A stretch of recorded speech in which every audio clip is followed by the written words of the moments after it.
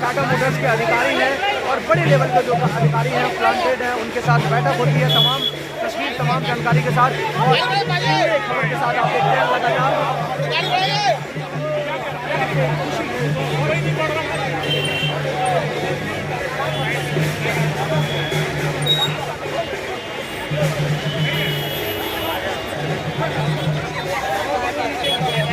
Tata Motors workers union और Tata Motors प्रबंधन के बीच में बोनस का समझौता हुआ और बोनस के समझौते के तहत जो राशि मिली है हम आपके बीच में शेयर करना चाहते हैं। उसमें एवरेज जो राशि आया है 50,160 रुपया और मैक्सिमम जो राशि है 75,223 रुपया। और बोनस एग्रीमेंट में बोनस के अलावा आपको हम बताना चाहते हैं कि आज के युग में सरकार कोई भी संस्था हम लोग बात करते हैं कि अपने युवाओं को नौकरी देना है, उसके तहत आपको बताना चाहते हैं कि टाटा मोटर्स हर बार जब भी हम लोग बोनस का एग्रीमेंट करते हैं उसमें नए रोजगार की हम लोग बात करते हैं और उसी के तहत आपको बताना चाहते हैं कि 148 लोगों को डायरेक्ट परमानेंट हम लोग फिर करने का काम किया है, जो ट्रेनिंग करके बैठे हुए थे बच्चे, उसमें FTA और TMST थे। उसके अलावा टेम्पोररी पूल से 150 लोगों को हम लोगों ने इस बार एक्स्ट्रा ऐड किया है और इस बार जो हम लोग का क्वार्टरली परमानेंट का जो लिस्ट निकलेगा उसमें 375 लोगों का परमानेंट होगा। तो 375 और 150 इधर जोड़ लीजिएगा तो 500 के आसपास में इस बोनस में नए लोगों को रोज़गार मिला है। आप ऑटो क्षेत्र में देखेंगे या कोई भी कंपनी हो, बहुत ऐसी कंपनियां जहां 500 परमानेंट एम्प्लॉय नहीं है। तो हम टाटा मोटर्स प्रबंधन को धन्यवाद देते हैं, अपने कर्मचारियों को धन्यवाद देते हैं कि हम सभी लोग मिल कर के टाटा साहब का जो सोच है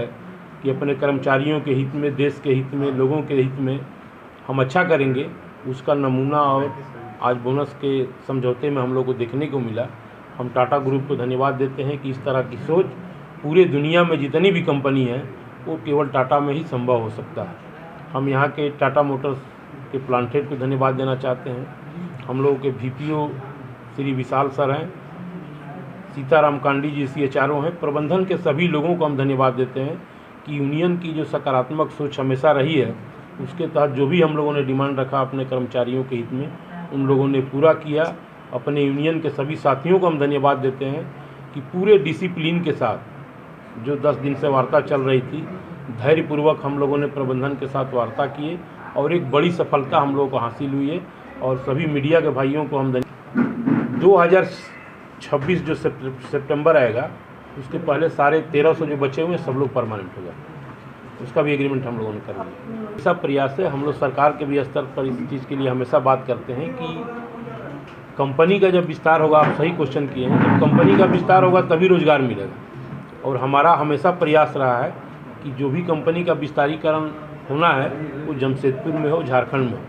तभी यहाँ के युवाओं को नौकरी मिलेगा। और सरकार से भी अभी हाल के दिनों में हम लोग CM साहब से भी मिलने गए थे, उनके पिताजी का जो देहांत हुआ है तो बीच में भी हम लोग मिले थे, उनसे भी आग्रह किए हैं कि झारखंड में जितनी भी कंपनियां अभी चल रही हैं उनका विस्तारीकरण हो और नए लोगों के लिए सरकार के स्तर पर भी ये मूव हो रहा है